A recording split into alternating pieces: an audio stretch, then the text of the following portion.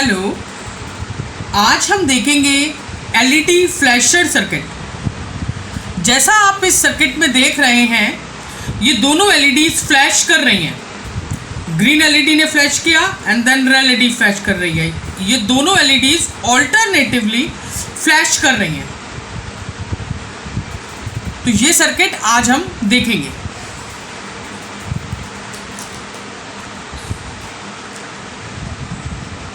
जैसा कि आप ये सर्किट डायग्राम देख रहे हैं एलईडी फ्लैशर सर्किट का, ये बैटरी कनेक्टर है जहां पर हम बैटरी कनेक्ट करेंगे। यहां पर 9 वोल्ट की बैटरी इस सॉकेट पर कनेक्ट होगी, जिससे इस सर्किट को 9 वोल्ट मिलेगा फॉर द स्मूथ ऑपरेशन। आप देख रहे हैं इस सर्किट में ये दो ट्रांजिस्टर्स हैं BC547, that is NPN transistors. ये सर्किट अस्टेबल मल्टी वाइब्रेटर का सर्किट है। Means technically LED flasher circuit is astable multi vibrator. Astable multi vibrator क्या होता है? जिसकी कोई स्टेबल स्टेट नहीं है। आप देखिए एलईडी फ्लैश कर रही है, ग्रीन एलईडी ने फ्लैश किया, फिर इसकी ये स्टेबल स्टेट नहीं है, ये ऑफ हो गई। रेड एलईडी ने फ्लैश किया, फिर ये भी इसकी स्टेबल स्टेट नहीं है, दोबारा इसने फ्लैश किया। तो इन दोनों में से कोई भी स्टेबल स्टेट नहीं है, इसलिए ये दोनों फ्लैश कर रही हैं। तो ये जो सर्किट डायग्राम है एलईडी फ्लैशर का, this is a stable multi vibrator. इसमें दो ट्रांजिस्टर्स हैं। जब हम यहाँ बैटरी कनेक्ट करेंगे तो because of difference in amplification with in the semiconductors, एक ट्रांजिस्टर जल्दी ऑन हो जाएगा। Let us suppose Q1 gets on earlier. पहले Q1 ऑन हो जाएगा। जब Q1 ऑन होगा तो ये Q1 का कलेक्टर और Q1 का एमीटर शॉर्ट हो जाएगा। आप देख रहे हैं Q1 का एमीटर ग्राउंड के साथ कनेक्टेड है। तो जब Q1 ऑन होगा, Q1 का कलेक्टर Q1 के एमीटर के साथ शॉर्ट हो जाएगा। तो ये जो एलईडी यहां पर है इसको ग्राउंड मिल जाएगा और ये एलईडी ऑन हो जाएगी। ये इसका मतलब ये जो एलईडी का सर्किट है ये ऑन हो जाएगा। D1 एलईडी ऑन हो जाएगी। But at the same time ये जो C1 है, कैपेसिटर 1, इसका पॉजिटिव टर्मिनल भी ग्राउंड हो जाएगा। इसका पॉजिटिव टर्मिनल ग्राउंड हो जाएगा मींस इसके पॉजिटिव टर्मिनल में 0 वोल्ट हो जाएगा। नेगेटिव टर्मिनल में ऑलरेडी 0 वोल्ट है। तो ये 0 वोल्ट इसके बेस पे जाएगी Q2, ट्रांजिस्टर Q2। तो क्योंकि Q2 के बेस पे 0 वोल्ट जाएगी तो ये ऑफ है, और Q1 जो कि ऑन हो gया है, तो D1 हमारा ऑन हो जाएगा। एलईडी D1 हमारी ऑन हो जाएगी। साइमल्टेनियसली क्या होगा, ये कैपेसिटर का जो नेगेटिव टर्मिनल है, यहां से वोल्टेज आ रही है, साइमल्टेनियसली कैपेसिटर का पॉजिटिव वोल्टेज तो ग्राउंड है, वहां पर वोल्टेज बिल्डअप नहीं होगी।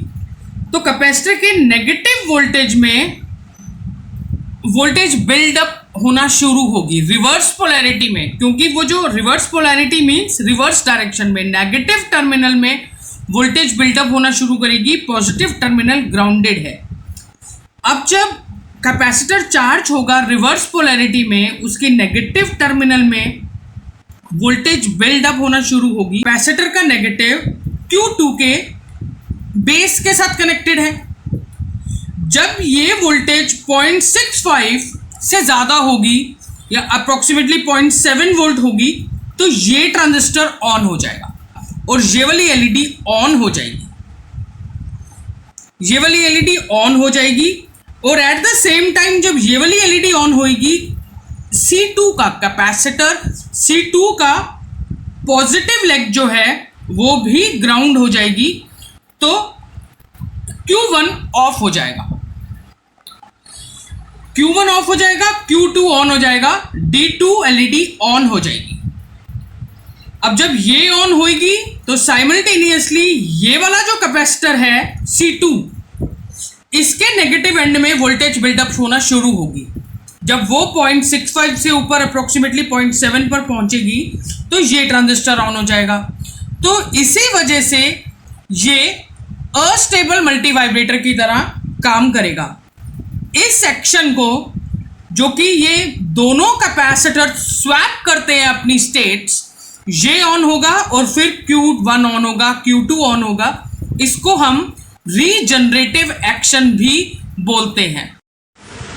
जैसे कि हमने देखा है, ये एलईडी फ्लैशर सर्किट है, मींस ये दोनों एलईडीज फ्लैश कर रही हैं।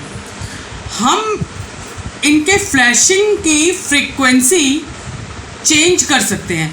अगर मैं कैपेसिटर की वैल्यू इंक्रीज करूंगी, जैसे आप देखिए यहाँ पर 47 माइक्रोफेरेड कैपेसिटर यूज किया गया है। अगर 47 माइक्रोफेरेड कैपेसिटर की जगह मैं 1000 माइक्रोफेरेड कैपेसिटर लगा देंगे हम, इट मीन्स हमने कैपेसिटर को इंक्रीज कर दिया।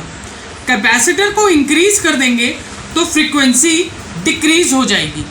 फ्रीक्वेंसी डिक्रीज हो जाएगी मीन्स कि एलईडी ज़्यादा देर के लिए ऑन होगी और ज़्यादा देर के लिए ऑफ होगी। और अगर मैं कैपेसिटर को डिक्रीज कर दूंगी, मीन्स अगर हम 47 माइक्रोफेरेड की जगह 10 माइक्रोफेरेड लगा देंगे तो फ्रीक्वेंसी इंक्रीज हो जाएगी, वो जल्दी ब्लिंक करेगी, जल्दी ब्लिंकिंग हो जाएगी। ये हम रेजिस्टेंस की वैल्यू इंक्रीज करके भी कर सकते हैं, because frequency is equal to 1/RC। तो अगर हम कैपेसिटर की वैल्यू इंक्रीज करेंगे तब भी फ्रीक्वेंसी डिक्रीज हो जाएगी, और अगर हम रेजिस्टेंस की वैल्यू इंक्रीज करेंगे तब भी फ्रीक्वेंसी डिक्रीज हो जाएगी। मींस अगर मैं यहाँ पर R3 को इंक्रीज करूंगी तो D2 की फ्रीक्वेंसी डिक्रीज हो जाएगी, और वैसे ही मैं R2 को अगर इंक्रीज करूंगी तो D1 की फ्रीक्वेंसी डिक्रीज हो जाएगी। और सिमिलरली इन दोनों रेजिस्टेंस को अगर मैं डिक्रीज करूंगी तो D1 और D2 की फ्रीक्वेंसी इंक्रीज हो जाएगी, मीन्स वो जल्दी फ्लैश करेंगी। तो इस तरह हम, अगर आप अपनी फ्लैशिंग की फ्रीक्वेंसी को चेंज करना चाहते हैं तो आप रेजिस्टेंस और कैपेसिटेंस की वैल्यू को चेंज करके हम कर सकते हैं। तो ये एक्सप्लेनेशन है एलईडी फ्लैशर सर्किट की, कि एलईडी फ्लैशर सर्किट कैसे काम करता है। आपको एक बार दोबारा डेमो देते हैं। ये देखिए, ये ट्रांजिस्टर ऑन होगा तो कलेक्टर एमीटर इसके शॉर्ट होंगे और ये एलईडी ऑन होगी। बाय द टाइम ये कैपेसिटर ऑन होगा, वो इस ट्रांजिस्टर को ऑन करेगा और फिर ये वाली एलईडी ऑन होगी। So this is a LED flasher circuit, astable multi vibrator. ये आप असेंबल्ड किट भी ले सकते हैं, अनअसेंबल्ड किट भी ले सकते हैं, और कोई इंडिविजुअल कंपोनेंट अगर आप लेना चाहते हैं तो वो भी आप ले सकते हैं। लिंक डिस्क्रिप्शन पर दिया जाएगा। Thank you.